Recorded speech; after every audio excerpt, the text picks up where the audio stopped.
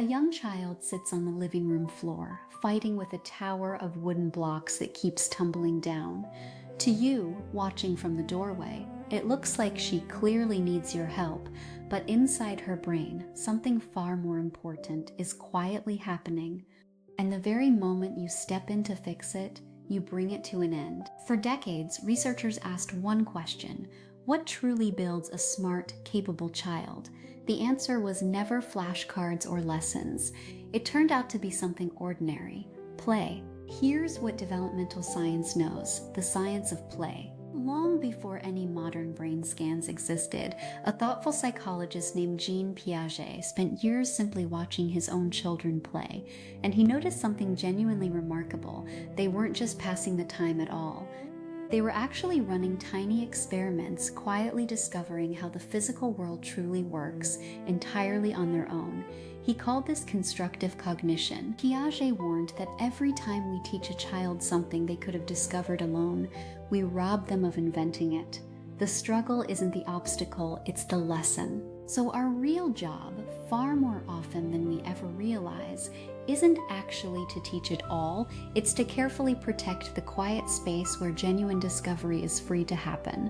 Let's go ahead and call it the step back rule.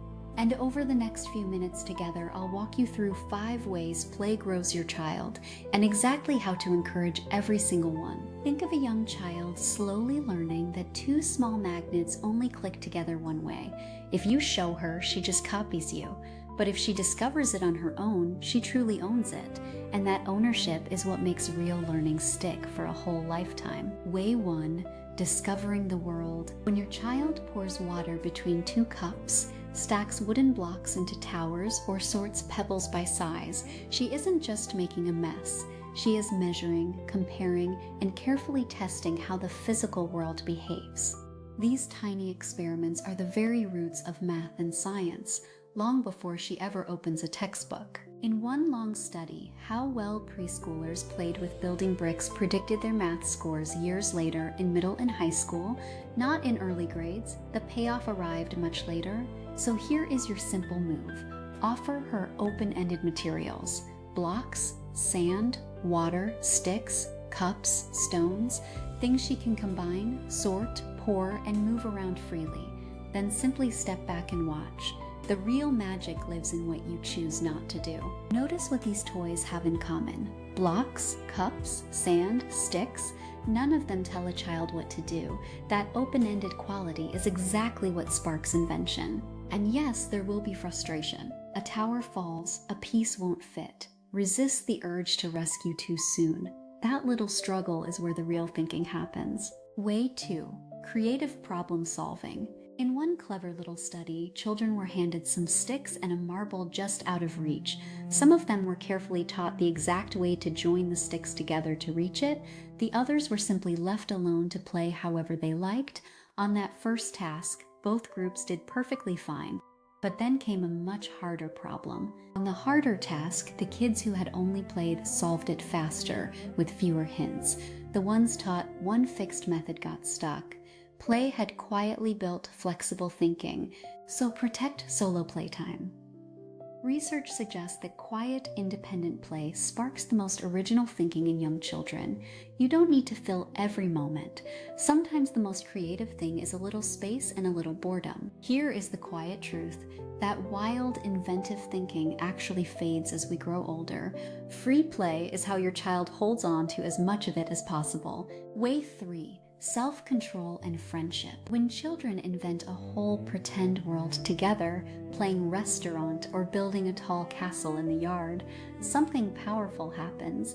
To keep that game alive, they have to take turns, wait, negotiate, and hold back their own impulses.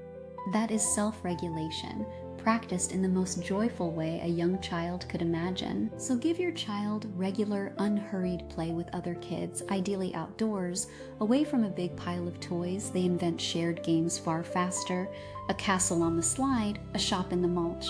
Cooperation grows best where there is real room to roam. Each time she waits her turn, or trades a toy to keep a game alive, she rehearses patience and fairness directly. social skills no worksheet could ever teach. When two children disagree over a game, watch what happens. They argue, then they find a fix so the fun can continue. That is conflict resolution, learned the very best way. Way 4. Strong bodies, calm minds. Big physical play matters far more than most of us tend to think. All that running, chasing, and harmless roughhousing out on the grass, it builds real strength and endurance, yes, but it also does for kids what exercise does for us. It releases tension and washes the stress away, turning tightness into giggles. So whenever energy or worry builds up, the simple answer is often just to go outside. Green space especially helps high energy and impulsive kids settle down. A round of hide and seek, a little chasing, and that tense, jittery feeling melts away into laughter. A little gentle roughhousing after a long day apart does something quiet but truly powerful. It burns off tension and rebuilds the connection that separation wears thin. Every time she climbs, swings, or spins, she is feeding her growing brain and body with rich sensory input. Movement isn't a break from learning. Movement is learning. There is something about open green space that settles a busy mind. Room to run, fresh air, and no walls. For an overstimulated child, that openness is medicine. Now here's what most parents forget. Way 5. Playful connection. Play is simply how young children speak. The American Academy of Pediatrics notes that when parents truly join their child in play, they receive a rare and precious gift. They get to see the entire world from inside their child's own imagination. And that shared imaginary world is exactly where real, lasting trust and deep closeness are quietly built between them. So the next time you are really struggling to get through to her when nobody wants to put their shoes on or help clean up, try being playful instead of firm. Turn the whole task into a silly little game. Playfulness, it turns out, opens doors that pushing never will. Even brushing teeth can become a silly game with funny voices when you bring play to the dull moments. Cooperation stops being a battle and starts being fun. Notice the thread running through all 5. Discovery, problem solving, self-control, calm, connection. None came from a lesson. They came from play you simply made room for. So the next time your hands itch to step in and fix it, pause. The most loving help is often the help you hold back, leaving room for her to grow. You are already giving your child the thing that matters most. Not perfect activities, not endless lessons, just the freedom to play, and a parent nearby who trusts the process. So remember that little girl from the very beginning, frowning and fighting with her wobbly tower of blocks? The struggle you so badly wanted to step in and fix was never actually the problem at all. It was the entire point. And the bravest, most loving thing you can do is simply sit back, stay close, and let her build. You really don't need fancy, expensive toys, or perfectly planned out lessons, or a spotless playroom. You just need to protect the play and gently step back, because good enough is enough.